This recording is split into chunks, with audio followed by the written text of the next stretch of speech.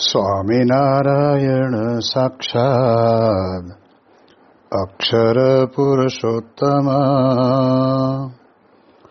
સર્વેભ્યઃ પરમાં શાંતિં આનંદં સુખમર્પયેત. શ્રી સ્વામિનારાયણ ભગવાનની જય. શ્રી અક્ષર પુરુષોત્તમ મહારાજની જય. શ્રી ગુણાતીતાનંદ સ્વામી મહારાજની જય. શ્રી પ્રમુખ સ્વામી મહારાજની જય. શ્રી મહંત સ્વામી મહારાજની જય. પ્રગટ ગુરુ હરિ પરમ પૂજ્ય મહંત સ્વામી મહારાજની આજ્ઞા અને આશીર્વાદથી આપણે બધાએ નિત્ય પ્રાતઃ કથાનો લાભ લઈ રહ્યા છીએ. આજે આપણા માટે ફેબ્રુઆરી મહિનાની 26મી તારીખ અને બુધવારનો મહાપવિત્ર દિવસ છે અને 1468મી સભા થાય છે. અને કહત હૈ સહજાનંદ એ વિષય ઉપર 1119મો દિવસ થાય છે. આજનો દિવસ ભારતીય કેલેન્ડરની અંદર મહાશિવરાત્રિનો મહાપવિત્ર દિવસ છે. આપણા ભારત દેશની અંદર રહેલી સનાતન સંસ્કૃતિની અંદર જે મુખ્યપણે ભગવાન સ્વામિનારાયણે પંચદેવોને માન્ય ગણ્યા, એમાંના ભગવાન શંકર પોતે પણ આ પ્રમાણે માન્યતાને પામેલા છે. અને હિન્દુ સંસ્કૃતિની અંદર આપણે જાણીએ તેમ પ્રમાણે બ્રહ્મા, વિષ્ણુ અને મહેશ એ 3 મુખ્ય દેવો છે. જે દેવોનું આપણે બધા પોતપોતાની રીતે ભજન, ભક્તિ, અર્ચન, વંદન આદિ કરતા હોઈએ છીએ. આ વર્ષના સમયકાળ દરમિયાનની અંદર સમુદ્ર મંથન થયા પછી જે અમૃતનો કુંભ નીકળ્યો અને એ કુંભને આ પ્રમાણે કહેવાય છે કે દેવો લઈને જતા હતા, એની અંદર 2 કે 3 જગ્યાએ કુંભને મૂકવામાં આવેલો. એમાં પૂર્ણ કુંભ મૂકવામાં આવેલો એવું જે ત્રિવેણી સંગમ પ્રયાગરાજ, એ સ્થાન ઉપર બહુ જ મહત્વની એ મહિમાની વાત સમાયેલી છે. આપણે જાણીએ એ પ્રમાણે ત્રિવેણી સંગમની અંદર યમુનાજી માતા, યમુના મૈયા, ગંગા મૈયા અને સરસ્વતી મૈયા, આ 3 નદીઓનો સંગમ થાય છે. એવા સ્થાન ઉપર આ કુંભનું સ્થાપન કરવામાં આવેલું. અને એટલા બધા વર્ષોથી આપણે ત્યાં ભારતની અંદર આ કુંભનો વિશેષ કરીને મહિમા, એટલે એ દિવસોની અંદર કુંભ જ્યારે મુકાયો તે વખતના દિવસોની અંદર મહાપવિત્ર સ્થાનની અંદર સ્નાનાદિક ક્રિયા કરવી, ભક્તિ અર્પણ કરવી, પછી જેને કહેવાય ને કે આવા પવિત્ર ત્રિવેણી સંગમના જળ વડે કરીને સૂર્યનારાયણને અંજલિ અર્પણ કરવી, આ પ્રમાણે આપણે ત્યાં આગળ ભારતીય સંસ્કૃતિની અંદર એનો મહિમા લખેલો છે. અને એવો જે શિવરાત્રિનો મહાપર્વ, એ પર્વના દિવસે કુંભની પૂર્ણાહુતિ થશે. એટલે કરોડોની સંખ્યાની અંદર આપણે જાણીએ એ કેટલી બધી શ્રદ્ધાપૂર્વક એ પોતાની શારીરિક તકલીફો હોવા છતાં પણ આ કુંભ સ્નાનની અંદર જવા માટે આતુર બનેલો આપણો ભારતીય સંસ્કૃતિનો વારસો છે. અને એના કારણે કરીને દર વર્ષે અથવા તો જે 6 વર્ષે 12 વર્ષે જે પ્રમાણે આપણે ત્યાં આગળ મહાકુંભનો ઉત્સવ આવે, એ ઉત્સવની અંદર હજારોની સંખ્યામાં લોકો પોતે શ્રદ્ધાપૂર્વક એક ડૂબકી લગાવવા તો આવે જ છે. પરંતુ આપણે જાણીએ આ વખતનો જે મહાકુંભ, જેની અંદર જુદા જુદા ધર્મના, જુદા જુદા સંપ્રદાયના મઠાધિપતિઓ પોતે પોતાના પંડાલ લગાવીને આવનારા મુમુક્ષુઓને ભગવાનની કથા, વાર્તા, ભજન, કીર્તન અને યજ્ઞ આદિકની અંદર આહુતિ અપાવીને ખૂબ જ સારા સંસ્કારી બનાવવાનો પ્રયત્ન કરી રહ્યા છે. જેમ કે એવા સમયની અંદર પણ બોચાસણવાસી અક્ષર પુરુષોત્તમ સંસ્થા અને એના દ્વારા દિલ્હીના અક્ષરધામના સંતો દ્વારા આ પ્રમાણે અહીંયા આગળ બહુ જ સરસ મજાનું લગભગ 4 એકર જમીનની અંદર આ પ્રમાણે મહાપંડાલ, મહાવિશ્વ શાંતિ યજ્ઞ અને પ્રદર્શન, ભગવાનના સ્વરૂપોની મૂર્તિઓની દર્શન કરવા માટેની વ્યવસ્થા અને સાથે સાથે આ પ્રમાણે કુંભની અંદર સ્નાનાદિક ક્રિયા કરવા માટે આવનારા એ ભક્તો માટે પણ ભંડારો ખોલવામાં આવેલો હતો. તો આવા જબરદસ્ત પવિત્ર આ કુંભના મહિમાસભર દિવસોની અંદર હજારોની સંખ્યામાં લોકોએ પોતે લાભ લીધો.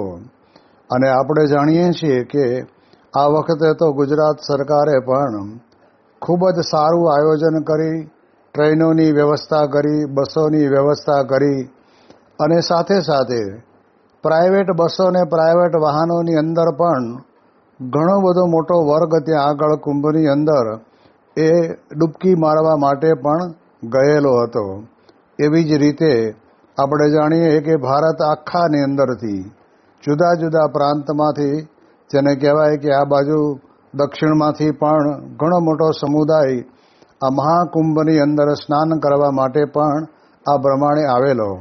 મહારાષ્ટ્રની અંદરથી પણ, આંધ્રપ્રદેશ, પછી હરિયાણા, આ બાજુ તમે જોવા જાઓ તો બંગાળ, ઉપર હિમાચલ પ્રદેશ, આ બધી જગ્યાએથી રાજસ્થાન અને મધ્યપ્રદેશ અને ઉત્તર પ્રદેશની અંદરથી ખૂબ મોટી સંખ્યાની અંદર ભક્તો પોતે પોતાની શ્રદ્ધાને પરિપૂર્ણ કરવા માટે આ કુંભ સ્નાનની અંદર આવેલા. આપણે બધાએ માણસોને કહેતા કે ભક્તોને આવતા જોઈએ ત્યારે આપણને મનમાં એમ થાય કે ભારત દેશની અંદર વર્ષો થઈ ગયા જે ભાગવતની અંદર સમુદ્ર મંથનની વાત આવે છે અને એ વખતના સમયની અંદર જે અમૃતનો કુંભ નીકળ્યો, લક્ષ્મીજી નીકળ્યા, આ પ્રમાણે આપણે જાણીએ તો એ અમૃત કુંભના વર્ષની અંદર જે પ્રમાણે એનો સમય આવતો હોય તે પ્રમાણે આ કુંભ સ્નાનનો મહિમા રહેલો છે. કારણ કે આપણે જાણીએ છીએ કે આવી પવિત્ર નદીઓની અંદર તો ગમે ત્યારે જઈને આપણે ડૂબકી લગાવીએ તો એનો ફળ તો આપણને મળે જ છે. અને આપણે ત્યાં કહેવાય છે કે પતિત પાવની ભાગીરથી મા ગંગા, એ એના પવિત્ર જળની અંદર જે કોઈ વ્યક્તિ આવીને સ્નાન કરે તો એના વિચારોની અંદર પણ ઘણું બધું પરિવર્તન આવતું હોય છે. પણ એટલો કે જો એ માતા ગંગાનો મહિમા સમજીને, માતા યમુનાજીનો મહિમા સમજીને, કે મૈયા સરસ્વતીનો મહિમા સમજીને જો એ પ્રમાણે સ્નાન કરવામાં આવે અથવા ડૂબકી મારવામાં આવે તો જરૂર એ મહિમાના કારણે કરીને પોતાના જીવનની અંદર પણ સારી રીતે આ પ્રમાણે કહેવાય છે ને કે એનું જીવન પવિત્ર બનતું હોય છે. એટલે એ દ્રષ્ટિએ કરીને આ પ્રમાણે મહાકુંભનું સરસ મજાનું આયોજન થયું. એ આયોજનની અંદર હિન્દી ભાષાની અંદર, સંસ્કૃત ભાષાની અંદર અને ઘણી જગ્યાએ તો અંગ્રેજી ભાષાની અંદર પણ સારા મહાન વક્તાઓ, મહાન મહામંડલેશ્વરોએ પોતે પોતાની એ વાણી દ્વારા લોકોને સાચો માર્ગ અને સાચો રસ્તો બતાવ્યો છે. આવી ભારતીય સંસ્કૃતિના ઇતિહાસની અંદર જોવા જઈએ તો અમેરિકા અને લંડનની અંદર જેટલી વસ્તી છે એટલી વસ્તીએ તો આ પ્રમાણે કહેવાય છે કે આ મહાકુંભની અંદર એ આ પવિત્ર નદીની અંદર આવીને શ્રદ્ધાપૂર્વક ડૂબકી લગાવી. એટલે આપણા ભારત દેશની સંસ્કૃતિ કેટલી અવિચળ છે એ પણ આપણને ખબર પડે. કારણ કે આપણા ભારત દેશની અંદર આ સંસ્કૃતિ ટકી રહી હોય એના પાયાની અંદર જોવા જઈએ તો આપણે ત્યાં આગળ રહેલા મંદિરો, આપણે ત્યાં રહેલા શાસ્ત્રો અને આપણે ત્યાં રહેલા સંતો, એ 3 આધાર સ્તંભ ગણાય છે. અને મંદિરોની અંદર ભલે જેને પોતાને પૂર્ણ શ્રદ્ધા નથી અથવા તો મનની અંદર શંકા કુશંકા રહેતી હોય એ કદાચ મંદિર ન પણ આવે, પણ જેટલા આવે છે એ બધાને પૂર્ણ શ્રદ્ધા અને વિશ્વાસ છે કે આ મંદિરને વિશે બિરાજમાન ભગવાનનું સ્વરૂપ સાક્ષાત ભગવાન પોતે છે અને આપણે અહીંયા આવી અને આપણા જીવનની અંદર આપણી પોતાની વ્યક્તિગત મુક્તિ માટે થઈને આપણે જો અહીંયા માથું ટેકવીએ તો જરૂર આપણા જીવનની અંદર આપણી મુક્તિ થતી હોય છે.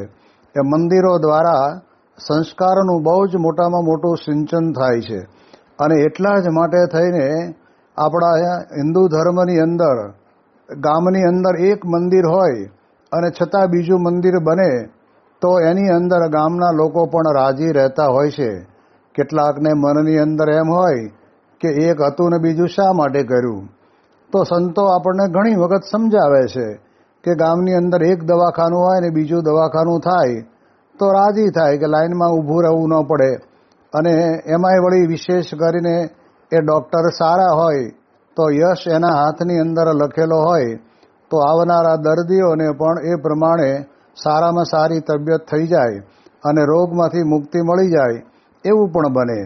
તો ઘણી વખત સંતો વાત કરે છે ને કે એક પોલીસ ચોકી હોય ને પછી બીજી બે બને તો શું એ ગામની અથવા તો તાલુકાની અથવા તો શહેરની અથવા એક નગરની કંઈ વિશેષતા ના કહેવાય, કારણ કે જેટલા ગુના વધે એટલા પોલીસ ચોકી વધે, પણ ભગવાનના મંદિર વધે ને તો આપણે ત્યાં એવું કહેવાય છે કે એટલા આ પ્રમાણે કહેવાય છે કે ગુનેગારો ઓછા બનતા જાય. કારણ કે સહેજે સહેજે ભગવાનના મંદિરની અંદર પ્રવેશ કરે ત્યારે જરૂર એ ભગવાનના દિવ્ય સ્વરૂપોને વિશે એ દિવ્ય કાંતિ રહેલી છે અને દિવ્ય ઓજસ રહેલું છે અને એમાંથી દિવ્યતાની કિરણો છૂટે એના કારણે કરીને એ અસર તો કરે જ. જેમ આપણને ઘણી વખત સંતો વાત કરે છે ને કે જેમ તમને કોઈક ડૉક્ટરે કહ્યું હોય કે તમારો આ છાતીનો એક્સરે લઈ આવો અને પછી આપણે જોઈને દવા નક્કી કરીએ. હવે એક્સરે ક્લિનિકની અંદર જ્યારે આપણે જઈએ ત્યારે તે વખતે એક્સરે પાડનાર વ્યક્તિ જે ટેકનિશિયન હોય કે અથવા તો ડૉક્ટર હોય તો એ રેક્ઝિનનો કોટ પોતે પહેરી લે અને પહેરીને પછી જ એક્સરે પાડે. અરે ત્યારે તે વખતે આપણને પ્રશ્ન થાય કે આપણે ઉપર તો શરીર ઉપર પહેરેલું ખમીસ પણ કઢાવી નાખે અથવા તો અંદર પહેરેલું નાનું મોટું જે કંઈ વસ્ત્ર હોય એ કઢાવી નાખે અને આપણને ખુલ્લા કરીને એક્સરે લે અને એ પોતે રેક્ઝિન પહેરે. એનું કારણ ત્યારે તે ડૉક્ટરોએ કહ્યું કે તમારી છાતીની અંદર જે કંઈ નાની મોટી પ્રકારની બીમારી છે અને એના રેડિયેશન જેને કહેવાય કે એના કિરણો એ બધાય જ્યારે આ પ્રમાણે એક્સરે લેતા હોઈએ ત્યારે મશીનના કારણે કરીને બહાર આવતા હોય તો એના કારણે કરીને એની અસર અમને ન થાય એટલા માટે આ પ્રમાણે કહેવાય છે કે એ રેક્ઝિનનું એ કોટ પોતે પહેરી લેતા હોય છે.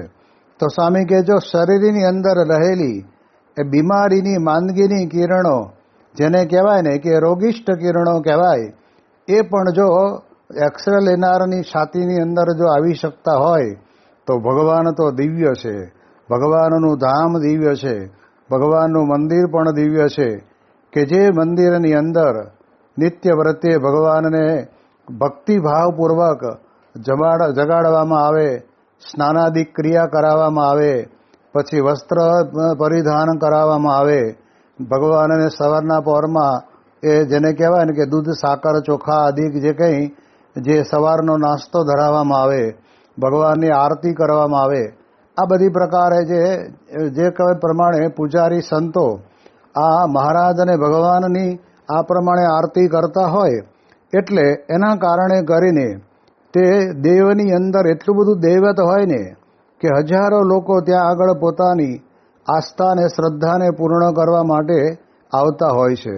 પણ આપણે જાણવાનું કે મંદિરની અંદર બિરાજમાન ભગવાનના સ્વરૂપને વિશે ભગવાનની આપણી જેમ આપણામાં પ્રાણ રહેલા છે એમ ભગવાનની આ અષ્ટ પ્રકારની મૂર્તિની વિશે પણ એવા જે પરમ એકાંતિક સત્પુરુષ હોય છે એ પોતે પ્રાણ અંદર પૂરે છે અને એ પ્રાણ પ્રતિષ્ઠા એટલે કહેવામાં આવે છે તો આવી પ્રાણ પ્રતિષ્ઠા થયા પછી એ ભગવાનના મંદિરની અંદર આપણને સહેજે સહેજે જવાનું મન થાય.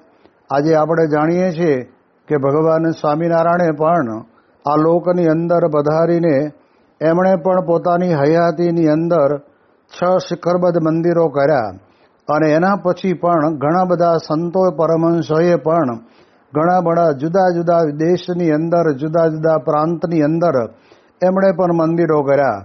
અને બ્રહ્મ સ્વરૂપ શાસ્ત્રીજી મહારાજે પણ આ જ વિચાર કર્યો કે ઉપાસના રહેવા સારું થઈને ભગવાન સ્વામિનારાયણ પોતે કહે છે કે ત્યાગનો માર્ગ થોડો હળવો કરીને એક ભક્તિનો માર્ગ વિશેષ કરીને દ્રઢ થાય એના માટે અમે મંદિરોના નિર્માણ કર્યા.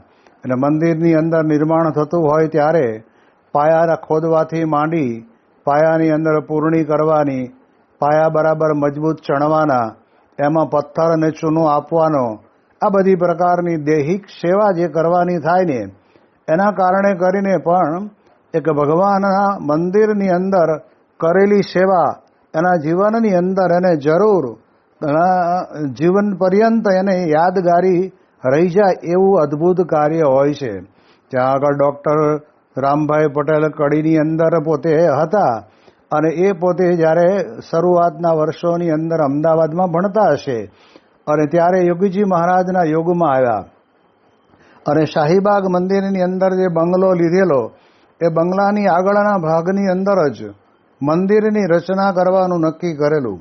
અને તે વખતે ત્યાં આગળ પાયા ખોદાતા, તગારા વડે કરીને માટી બધી બહાર કાઢવાની થાય અને એ પ્રમાણેની બધી સેવા રાત્રિના સમયની અંદર આ વિદ્યાકાળ દરમિયાનની અંદર ભણતા બધા જ એ ડૉક્ટર રામભાઈના મિત્રોની સાથે એ બધા આવતા અને સેવા કરતા.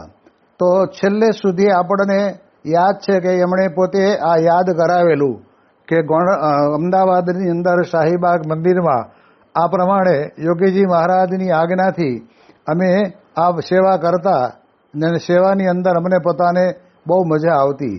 તો એ જે વર્ષો પહેલાં કરેલી સેવા એ પણ આ પ્રમાણે કહેવાય છે ને કે યાદગાર બની જતી હોય છે. એટલે ભગવાનનું મંદિર અને એ મંદિરની અંદર કરેલું કાર્ય એ કાર્યના કારણે કરીને જીવનની અંદર શાંતિ રહેતી હોય છે. સંતો ઘણી વખત વાત કરે ને કે સિમેન્ટ, રેતી, કપચી અને પથ્થર એના વડે કરીને બનેલું મકાન, એ મકાન બનાવનારો કોઈ પણ કારીગર હોય તો એને મનની અંદર એટલું જ દેખાય કે આ બહુ મોટા શેઠ છે અને એમને આ પ્રમાણે બંગલો બનાવવો છે એટલે આપણે બનાવી દીધો અને આપણી મજૂરી પ્રમાણે આપણને એ પ્રમાણે મજૂરી પણ આપી. પણ ભગવાનના મંદિરની અંદર જ્યારે પણ એ કારીગર પોતે કામ કરતા હોય, પથ્થર ઘડવાના હોય, એની અંદર કાર્વિંગ કરવાનું હોય, એ પથ્થરનું ચોટક કરવાનું હોય, તો એને સતત વિચાર કયો આવે કે આ જે અત્યારે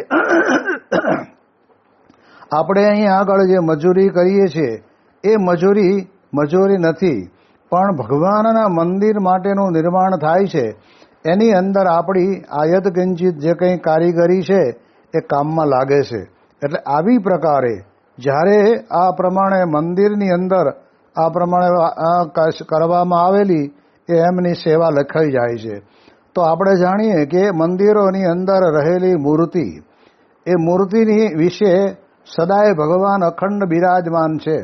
આપણે બધા યાત્રાની અંદર જઈએ છીએ તો ચારધામ યાત્રાની અંદર જઈએ તો બદ્રીનાથની અંદર બદ્રી ભગવાનના દર્શન કરીએ છીએ, કેદારનાથની અંદર ભગવાન શિવજીના દર્શન કરીએ છીએ, યમનોત્રી ને ગંગોત્રીની અંદર પણ મૂળ સ્વરૂપ જ્યાંથી ગંગાજી અને મૂળ સ્વરૂપ રીતે યમુનાજી એ પોતે પ્રગટ થયા એ સ્થાનને વિશે પણ આપણે આ પ્રમાણે કહેવાય છે કે એના દર્શન કરીએ છીએ. એ જળની અંદર આપણે સ્નાન કરીએ છીએ એટલે એને ચારધામ યાત્રા કહેવામાં આવે છે. તો આવી રીતે ચારધામ યાત્રાની સાથે સાથે આપણે આ બાજુ બંગાળની અંદર જઈએ તો એ બાજુના ભાગની અંદર પણ કહેવાય છે કે ત્યાં આગળ જગન્નાથપુરીની અંદર જગન્નાથ ભગવાનનું મંદિર છે અને એ મંદિરની અંદર મૂર્તિની વિશે ભગવાન અખંડ બિરાજમાન છે અને એના માટેની આપણને સ્પષ્ટ પ્રતીતિ આવે એટલા માટે થઈને ભગવાન સ્વામિનારાયણ પોતે કહે છે કે નીલકંઠ પ્રભુના વેશની અંદર ત્યાં આગળ વધારેલા અને ત્યારે મૂર્તિને વિશે રહીને નીલકંઠ પ્રભુ પોતે ત્યાં આગળ પૂજારીનો ભક્તિભાવ અને કદાચ જો ભક્તિભાવ ન હોય ને છળકપટ હોય તો એ પણ બધું ભગવાન પોતે કે અમે જોતા. તો જો મૂર્તિને વિશે ભગવાન સ્વયં પોતે પ્રગટ પ્રમાણ બિરાજમાન છે એ વાત તો એકદમ સત્ય છે. એટલે આવી રીતે મૂર્તિની અંદર જે ભગવાનનું પ્રગટપણું લાવવું એનું કામ જો કોઈ કરતું હોય તો એ સંત કરી શકે છે. એટલે એટલા માટે થઈને આપણી ભારતીય સંસ્કૃતિની અંદર તમે દક્ષિણમાં જાઓ તો કેટલા બધા મોટા મોટા ગોપુરમવાળા એ મંદિરો છે. તો એ મંદિરોના કારણે કરીને આજે સમાજની અંદર થોડી ઘણી પણ જે કંઈ આજે જેને કહેવાય ભારતીય સંસ્કૃતિ ટકી રહી છે એના પાયાની અંદર તો આપણે જાણીએ એ પ્રમાણે મંદિર, શાસ્ત્ર અને સંત આ ત્રણ આધાર સ્તંભ ગણ્યા છે.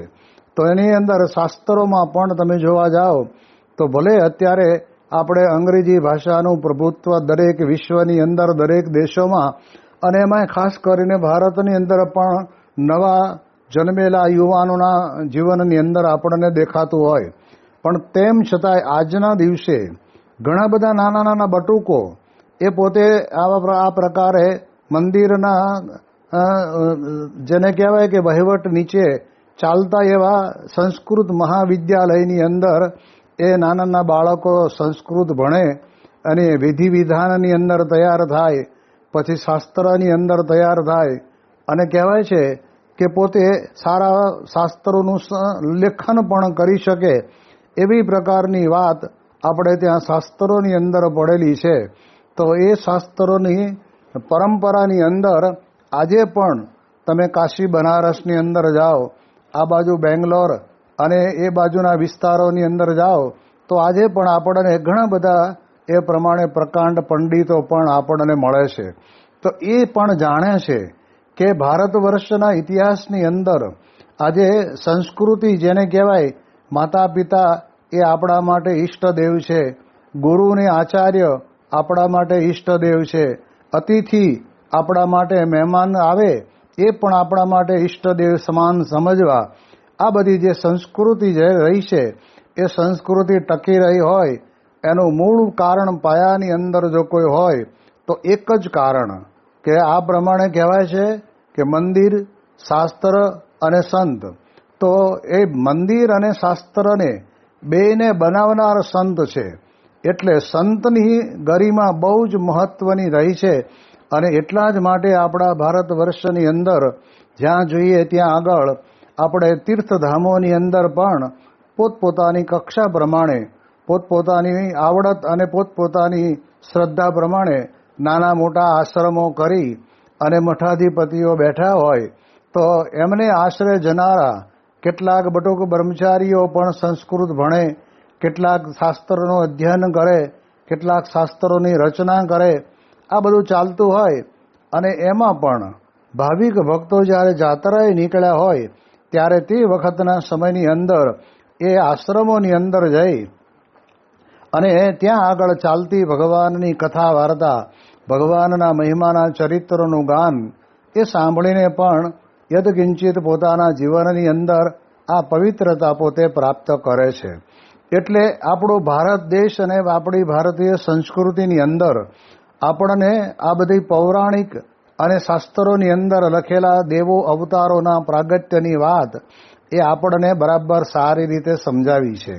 અને એટલા જ માટે આ શિવરાત્રિનો પણ એટલો જ મોટો મહિમા છે કે શિવરાત્રિના મહાપવિત્ર દિવસે આ પ્રમાણે ભગવાન શિવની સ્તુતિ કરીએ, ભગવાન શિવને અર્ચન વંદનાદિક કરીએ, ભગવાન શિવના ગુણોનું ગાન કરીએ કે એ પોતે ભલે આમ જોઈએ તો ત્રણ દેવોની અંદર એમની જવાબદારી કંઈક જુદી પ્રકારની આપણને દેખાય છે, પણ એ પણ ભગવાનની ઈચ્છાથી એ સર્જાયેલું કાર્ય છે, એ કાર્યની જવાબદારી પોતે નિભાવે છે.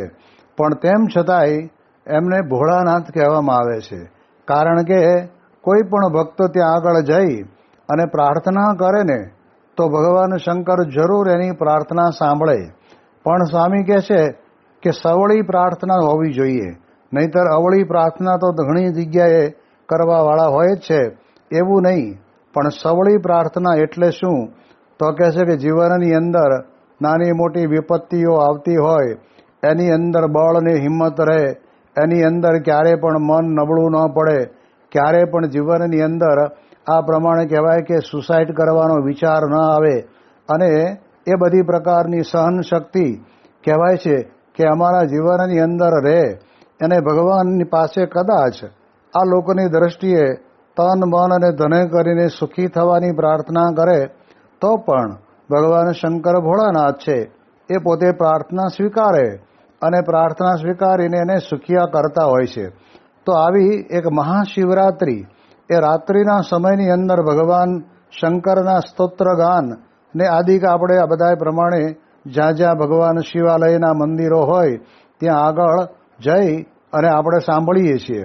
ભગવાન સ્વામિનારાયણે પણ એક બહુ જ મહત્વની આજ્ઞા કરી છે કે દૃષ્ટવા શિવાલયાદિની દેવાગારાણી વર્તમની પ્રણમ્યતાની તદ્દેવ દર્શનમ કાર્યમાદરાદ.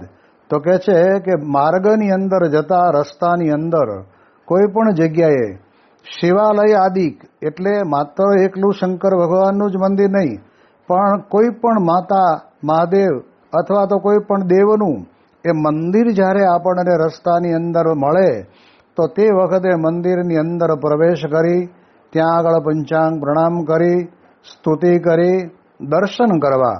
આ પ્રમાણે ભગવાન સ્વામિનારાયણે શિક્ષાપત્રીની અંદર આવો એક આદેશ આપ્યો. તો જો આપણે જાણીએ છીએ કે આ પ્રમાણે ભગવાન સ્વામિનારાયણે ક્યારે પણ કોઈ પણ દેવો કે અવતારોનું ખંડન એમણે પોતે કર્યું નથી અને દરેકને સરખો આદર આપ્યો છે. અને એટલા જ માટે થઈને ભગવાન સ્વામિનારાયણે યુગલ સ્વરૂપો વરતાલ, પછી ગઢડા, આ બાજુ જુનાગઢ, આ બાજુ અમદાવાદ, આ બાજુ ભુજ, ધોલેરા, આ બધા મંદિરોની અંદર પણ એ યુગલ સ્વરૂપો જે દેવોના સ્વરૂપોને પણ પધરાવી અને આદર અને માન આપ્યું છે. ભલે આપણને તે વખતના સમયની અંદર દેવો પધરાવ્યા તો એમને હકીકતની અંદર કરાવવું તો શું છે? તો એવી રીતે તમે જ્યારે મને ઈષ્ટદેવ ભગવાન સ્વામિનારાયણ તરીકે સ્વીકાર્યા છે તો મારી સાથે પણ મારા ઉત્તમ ભક્ત એવા જે અક્ષર બ્રહ્મ એને પણ જો સાથે તમે એ પ્રમાણે યુગલ સ્વરૂપની જેમ ઉપાસના કરો, ભક્તિ સેવા પરિચર્યા કરો તો એવો માર્ગ આપણને બતાવવા માટે થઈને ભગવાન સ્વામિનારાયણે પણ એ કાર્ય કર્યું. અને શાસ્ત્રીજી મહારાજે પણ એ પ્રમાણે 6 મંદિરો કર્યા, યોગીજી મહારાજે 2 મંદિરો કર્યા અને પ્રમુખ સ્વામી મહારાજે તો દુનિયાભરની અંદર ડંકો મારી દીધો. જેને કહેવાય ને કે ગાંધીનગરના અક્ષરધામથી શરૂ કરો તો દિલ્હીનું અક્ષરધામ, અને પછી રોબિન્સનની અંદર અક્ષરધામ, હમણાં સુરતની અંદર અક્ષરધામ બની રહ્યું છે. અને આ બાજુ જેને કહેવાય ને કે પેસિફિક દેશોની અંદર મેલબોર્નની અંદર પણ કહેવાય છે કે અક્ષરધામનું સર્જન થવાનું છે. આવી વિશિષ્ટ પ્રકારે આ પ્રમાણે મુંબઈની અંદર પણ અક્ષરધામનું સર્જન થશે. તો આવી પ્રકારે અક્ષરધામ જેવા મહા મોટા સંકુલો એ તૈયાર થયા. એની અંદર આવનારો વર્ગ એ પોતે અપૂર્ણ શ્રદ્ધાવાળો હોય કદાચ તો પણ એના અંદર આવીને દર્શન પ્રાર્થના કરે અને સ્તુતિ કરે ને એમાં એના અંતરની અંદર પણ એક શ્રદ્ધા પૂર્ણપણે ખીલી ઉગે છે. જેમ જેમ કહેવાય છે ને કે સૂર્યનારાયણ પોતે જે દિશાની અંદર ઉગ્યા હોય એ જ દિશાની અંદર સૂર્યમુખીનું ફૂલ એ બરાબર ખિલખિલાટ ખીલીને ઉગે છે. પણ જેમ સૂર્યનારાયણ ફરતા જાય તેમ તેમ સૂર્યમુખીનું ફૂલ પણ એ પ્રમાણે સૂર્યની સામું જ જોતું જાય. એવી રીતે આ બધા મંદિરોની અંદર બાળ સંસ્કાર, બાલિકા સંસ્કાર, કિશોરો અને કિશોરીની જીવનની અંદર ભણતર ગણતર અને આધ્યાત્મિકતાના પાઠો પણ આ પ્રમાણે શીખવવામાં આવે. એટલે કહેવાય ને કે આપણી ભારતીય સંસ્કૃતિનો આ એક તહેવારો દ્વારા પણ આપણને સમજાય છે. ભલે આપણે જાણીએ છીએ કે ભગવાન શંકર પોતે ભાંગ પીતા હતા, પણ યોગીજી મહારાજ પોતે વાત કરીને કહે છે ને કે મોટા પુરુષ જે કરે એમ નહીં કરવાનું, પણ કહે છે કે એ કહે એમ કરવાનું. તો ભગવાન શંકરે ભલે ભાંગ પીધી, પણ આપણે તો સ્વામી કહે ને કે શંકર ભગવાનના રૂવાડામાં પણ ન આવીએ અને હવે આપણે પછી ભાંગ પીએ તો કહેવાય કે આપણે પછી ગાંડા ઘેલા બનીને ગમે ત્યાં ભટકતા થઈ જઈએ. એટલે એટલા માટે થઈને શિવરાત્રિને દિવસે શિવ ભગવાનના ગુણોનું ગાન કરવું, શિવ ભગવાનના મંદિરે દર્શન કરવા જવું, શિવ ભગવાનની સ્તુતિ કરવી અને શિવ ભગવાનને પ્રણામ કરવા, આ બધું કરવાથી આપણી આ મહાશિવરાત્રિ ઉજવાઈ જાય છે. તો આવા મહાશિવરાત્રિના પવિત્ર દિવસે મહાકુંભનો પૂર્ણાહુતિનો દિવસ છે, એને પૂર્ણાહુતિ થાય છે એ આપણી ભારતીય સંસ્કૃતિની અંદર આપણને દેખાય છે. એની વિશેષ વાતો આપણે આવતીકાલે કરીશું. શ્રી સ્વામિનારાયણ ભગવાનની જય.